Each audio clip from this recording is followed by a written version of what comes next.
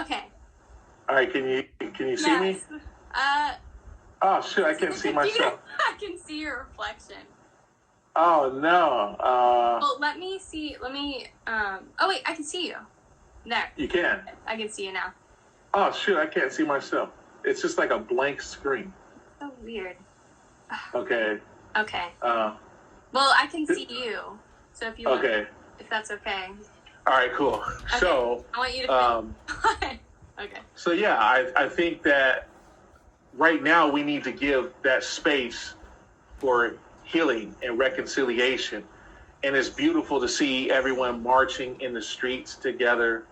Every race, every color, every creed, and joining in and seeing even the church come in. Because I think it was really important for churches to stand up, because I have people contacting me and say, I don't feel safe about going back to church if they can't support me, if they care enough about what's going on.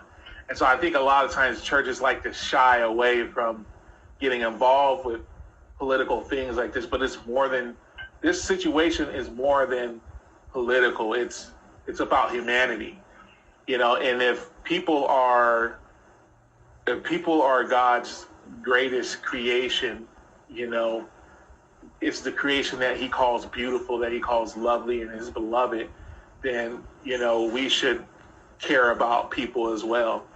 The Bible has these commandments like love, your neighbor as you love yourself, things like that. So yeah, I think there's a time where like we all have to just stand up and in the face of evil, in the face of hatred, and just say like, no more. Like, I can't stand for this injustice any longer, So I think that's where I'm at, is just like, what do I have to do to like bring change to my community? And I think it's just us all working together, This is not a let's hate the white man parade, that's not going to get anything done, because when you at the end of the day, when you get to heaven, it ain't going to be just black people up there, okay? You know what I mean? It's like, it's going to be every color, every nation. You hear me? So like, and I'm all about like black entertainment and all that kind of stuff like that. I appreciate that, but I'm just saying we're stronger together as a church and as the nation of America. I think we're just stronger together. I mean, look what's happening. We've band together and and we're getting things done. It's like reconciliation and healing is now taking place. I'm seeing people kneel before the broken and saying, I'm sorry, forgive me. Yeah. And I will stand with you. I will walk with you through this pain. And that's really the beginning right there. I'm just excited for what's come after this, to see some actual policies in place so that this doesn't happen again. That we don't go through a pandemic and then watch people just die at the hands of officers of peace, Yeah. So. I think that would definitely, I love what you're saying, because you got cut off when you were saying what kind of policies, but. I think just more background checks. I think wellness checks, like checking like psychiatrical like evaluations. I think checking in like to see the mental state. How are you doing? Like, are you good enough to get out on the force, or if you have this many write-ups and citations, we got to sit you down. Yeah. After a certain point, we got to look in and see if you're fit to still continue on. This last guy had 18 write-ups. 18 over the course of his career of 20 to 21 years. Wow. Like, wow, some of these were murder cases. The second cop had 5 write-ups. So it's and two of his pending cases were also murder charges as well. So I'm you kind of have to scratch your head and say, why didn't we do something a long time ago? But then you look at the police chief, and he kind of seemed to just bury his head in the sand a bit, I think. And, even after it just had happened, you saw him come out and say, well, we're currently reviewing the case, and as of what I can see, he didn't do anything wrong. And then that's when the riot started, because everybody lost it, felt like, all right, there's just not going to be any hope for justice. Yeah. And I think people begin to take things into their own hands and say, you know what, we're going to show you, how tired, sick and tired we are of this injustice. So I pray that we're getting past that point. It looks like we are, and we're moving towards healing and reconciliation. And I just pray it continues on. I really believe something powerful is going to come out of this. And I think God is just about to move in and just break out, honestly. Like, I wholeheartedly believe that. Yeah. There's just going to come a powerful move in this nation. So I'm really excited. Me too. Yeah, I've been praying for God. I mean, I feel like the church has been praying for God to bring things that are evil into the light. And that's another reason why they call, like, let your light shine. Because I feel like those things are getting uprooted that we don't need right now in all certain areas, I feel like. And I'm like, it happened in Hollywood, like with government, now with what's happening. Like, I feel like God is uprooting things and, bringing things into light. Like, hey, this is something that needs to be done with and, like, over. And you're right. You saw a lot in Hollywood. It started with Hollywood, and Terry Crews and so many other celebrities are exposing things and exposing movie directors, exposing executives, and then now you're seeing it in the law enforcement and the justice system. So I just pray it continues to sweep across our nation, that justice would roar at the foundations of our truth as a nation, the nation of America. Yeah. And that is what I'm praying. And But I'm loving what's happening right now. I'm excited. I'm excited. Change is in the air. And that a festering wound is being lanced so it can finally begin to heal properly. Yeah, absolutely. Great. Yeah, I like that. It's Rachel, by the way. Yeah, how you doing, Rachel? Yeah. No, that's awesome. And I thank you for sharing all that. Like, I'm really, like, I just really glad that you shared that with me because, like I said, I know that you went through that, and I'm really, like, sorry that happened. And it just breaks my heart because I didn't grow up with that mindset, so it's hard for me to believe that happens. And I'm hearing all this stuff. I'm like, for me, it's like, we're all people, and, like, I don't see it like that. So it's hard for me to actually believe that's going on until I hear stories like that, and I'm like, wait, what? That's still happening? So thank you for sharing, because for me, I was just like, it just is very educational, I guess you would say. And also, like, I'm glad that you stayed there at Bethel and that you had that experience with, like, God's people. And so what's up, cuz? How you doing, Hassan? My cousin Hassan is on there. That's awesome. Big Herd in the house. That is one of the most dynamic drummers, man. Dynamic drummers, bro. Wow. Yeah, I love that dude. Oh, that's awesome. Yeah, so it's like, it's something that is finally being brought to the light. I got a chance to talk to Terry Crews recently. I wish he was on here because he could share more of his experience. But with his wife, I saw him in the shop one day, and we just got to talking. And it was actually right before I went up to Reading to visit a couple months ago, actually. Okay. And he was just sharing how he's experienced reverse racism because his wife's being half black and half white, and he was seeking for a home where they could just be. And that kind of broke my heart. He's like, hey, man, can I come with you to your church? He's like, let's exchange emails and contact information. I was like, sure, Mr. Terry Crews, we can trying to play it cool. Like, oh, man, I'm talking to Terry Crews right now, man. But it was really dope. Like, we were vibing together and just having the same heart. And I think a lot of people are just really hungry to, like, really be free. Like, Black people should be free to, like, walk down the street and not have to worry that they're going to get stopped and frisked. Or like the guy at the grocery store today shared his story about he's Mexican, but his friends were Black, and he had to watch them get mishandled. So now his mom still has a camera in front of the house so she can film if that ever happens again. You know, so it's everybody has these crazy stories of what they dealt with. Of the form of oppression is what it is, and it's time to get that spirit of oppression off of this country. Mm-hmm. I know there's a lot of people like Brandon Tatum, who I love. I love Brandon Tatum, and so many others who, you know, believe that there isn't oppression in America. But how do you combat the stories of it? You know, it's like people who actually went through it. It's hard to like tell a person who's experienced a form of oppression that, oh, you're not oppressed, you're fine. Mm-hmm. It's deception. And there is some deception out there. You don't get it twisted. Like, the white man is the devil and all this kind of stuff. I don't believe in it. I'm sorry, man. I respect all Muslims and whatnot. I personally don't believe the white man is the devil. We got a bigger enemy. It's not flesh and blood. It's a spiritual principality and the dark rulers of this world. Yeah. And so that's the enemy, in my opinion. It's not a skin color. Mm-hmm. And so, yes, white people have done harm to us in the past. I personally come from 2 slave backgrounds where I've read a book on one of my lineages and how I came to get my last name. And then on my Hassan knows on our side, you know, our great grandfather came from Texas, and he escaped the plantation that, you know, they were trying to kill him. And that's how our family, the Combs family, got here to California.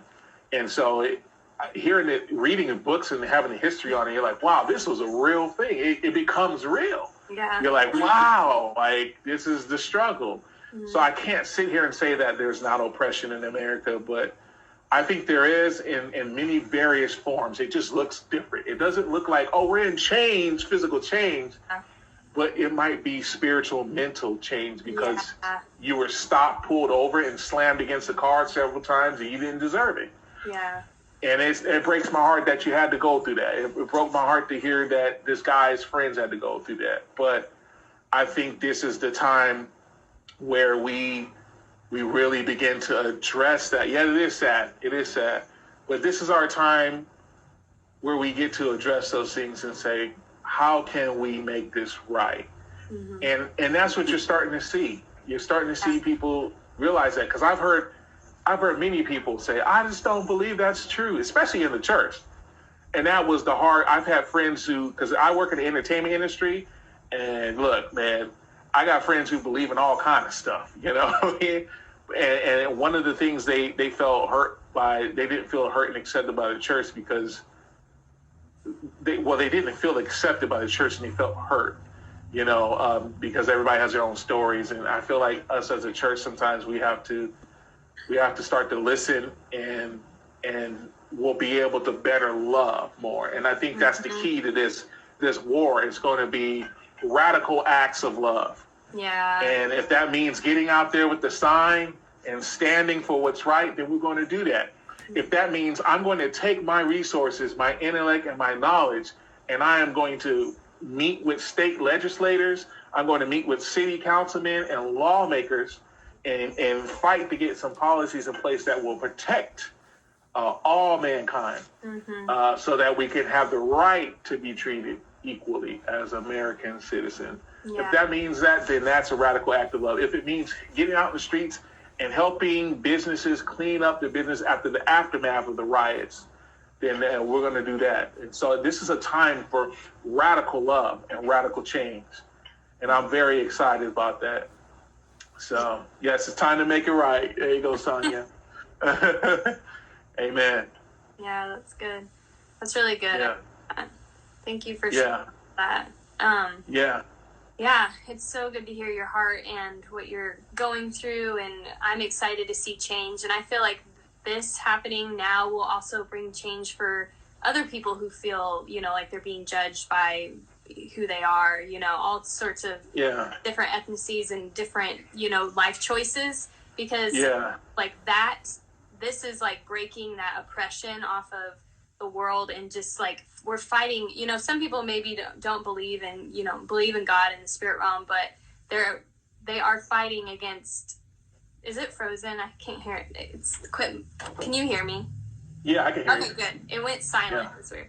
But I feel like this is breaking those strongholds and like it's going to be a wave of new love. And I do feel like this is like God is doing something, and it's revival is going to break through. So I do too. I think we're on a powerful move, man.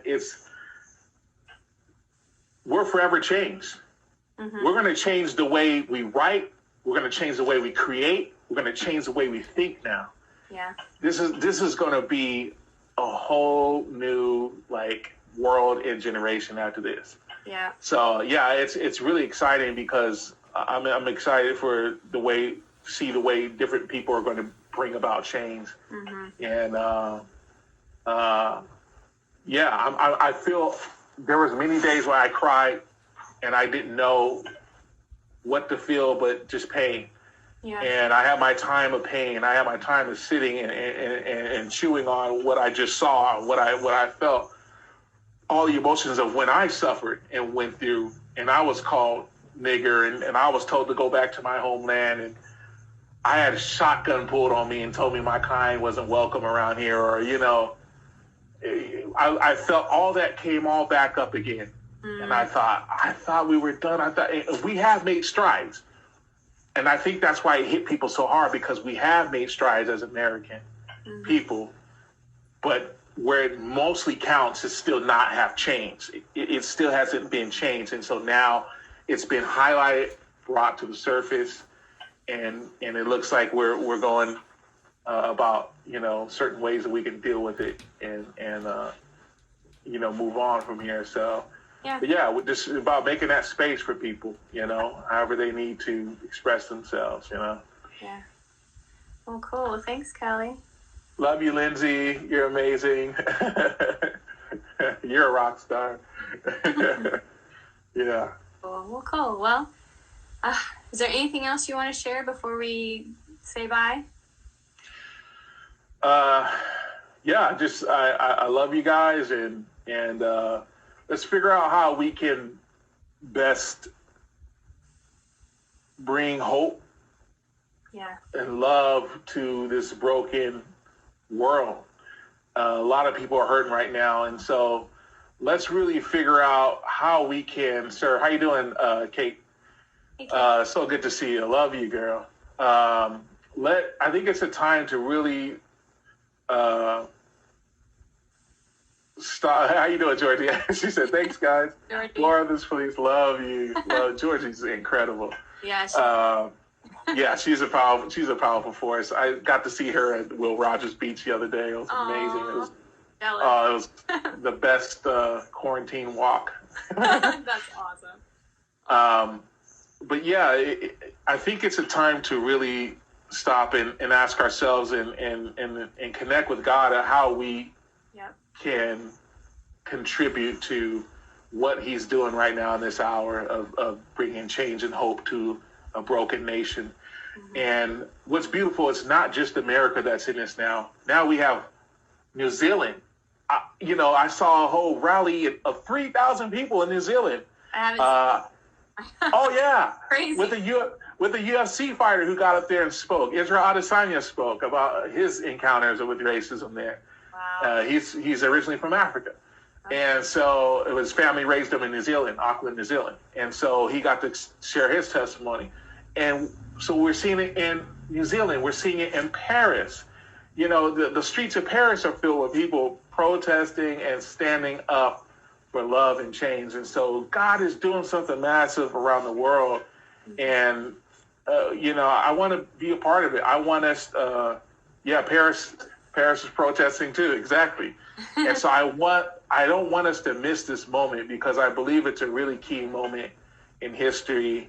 And I think we can ask, it's good to be in a place of asking yourself, how can I bring change? And I've had a lot of people call me and say, Kelly, how can I be a part? I don't feel like I have a voice. How can I?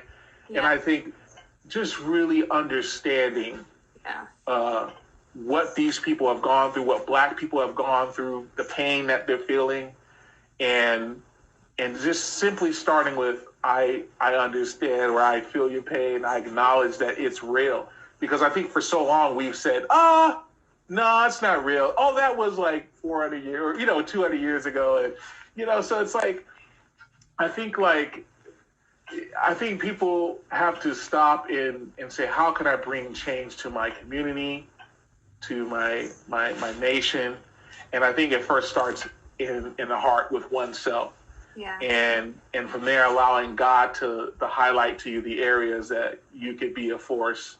And if that's getting out there with the sign, then do it. If that's helping businesses clean up after the aftermath, then do that. But if that's writing a song that invokes people to love and not hate, then do that. But I think we all play a role and a part. It's just like a body. There's the fingers and there's the toes, and there's the head, there's the neck, and we all play a part, an integral part to the body operating and functioning as a whole. So, that's good. Thanks for sharing all that, Kelly. Thank you.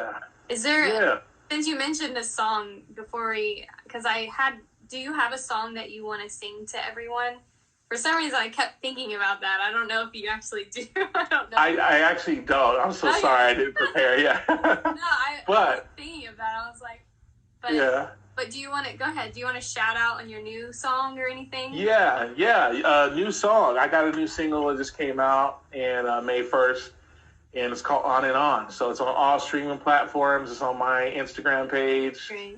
And if you go to my bio, it's got everything you need in there. So it's Apple Music and Spotify, iTunes, all that stuff. So perfect. Yeah, go check it out. And it's just really about the process of life, and it was inspired by just the people that have influenced me and the people around me, the community that's around me, and just how the ebb and flows of life come and go, how we live and how we die, but how there's a desire to be known and to be loved in all of us.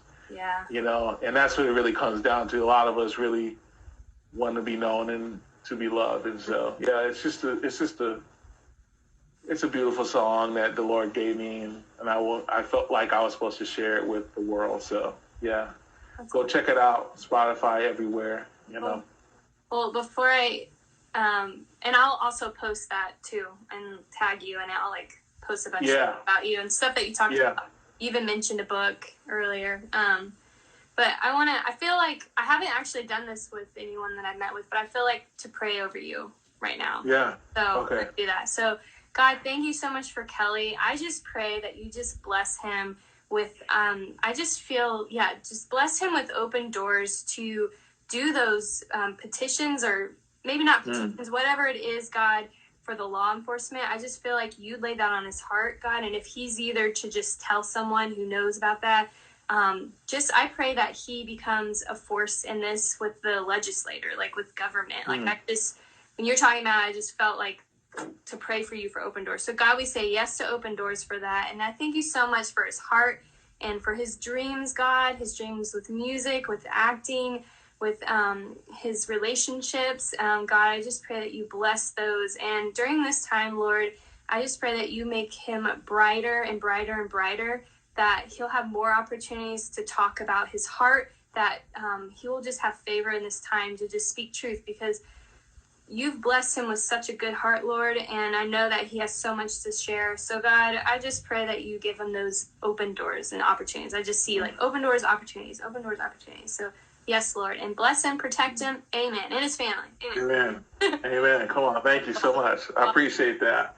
I appreciate you guys, man. Shout out to everybody who came on. I know we had some technical difficulties, but shout out to Crystal Elaine, my sister. I miss you. I love you.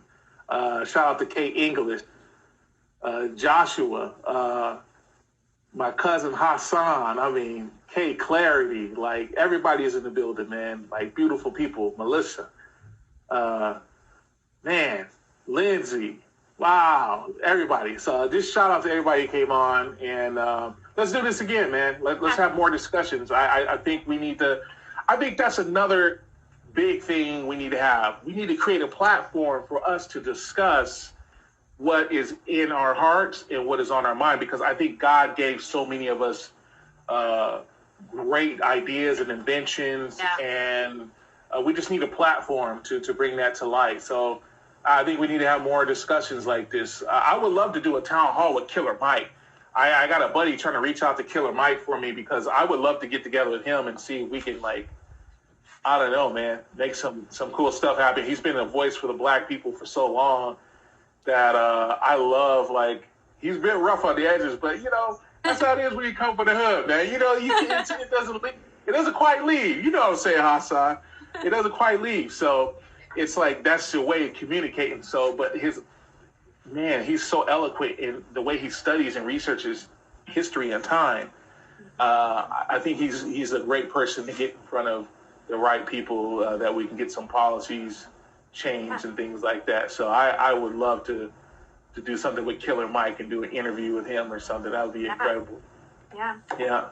Do it. Awesome. That's one of the open doors. Yes. Right. Yeah. Yeah. Yeah. No, I love that. That's why I'm doing this is because I realize I want people who don't have an opportunity to share. I mean, it started with like creativity to share it's kind of like a show and tell at school. Like you're excited, you can share about what you're doing, and like who doesn't love that? So yeah, just like share your heart too. So yeah, we need. Yeah. Yep. Yeah. So love you guys. Thanks for having me on. Yep, you're welcome. Danae, I love you. Definitely love you. And Sherry, come on, girl. Miss Sherry Hughes, she was like a spiritual mom to me. I love her. Her husband gave me one of the best. The first time I ever had elk burgers, man, the best burger I had in my life. Sounds amazing. Yeah. Yeah. Oh, cool. Yay. I'm reading Lindsay's thing. So have someone. Lindsay? I would be honored to have you on my Instagram, not a big door LO, but a little one. Awesome. Let's do it. Let's have more conversations, guy. All right. Well, cool. Thanks, Kelly. You're amazing. And tell Marie hi for me. Yes, will do. I love you. Love you. All right. All right. I'll see you. Bye. God bless. Bye. God bless. Bye.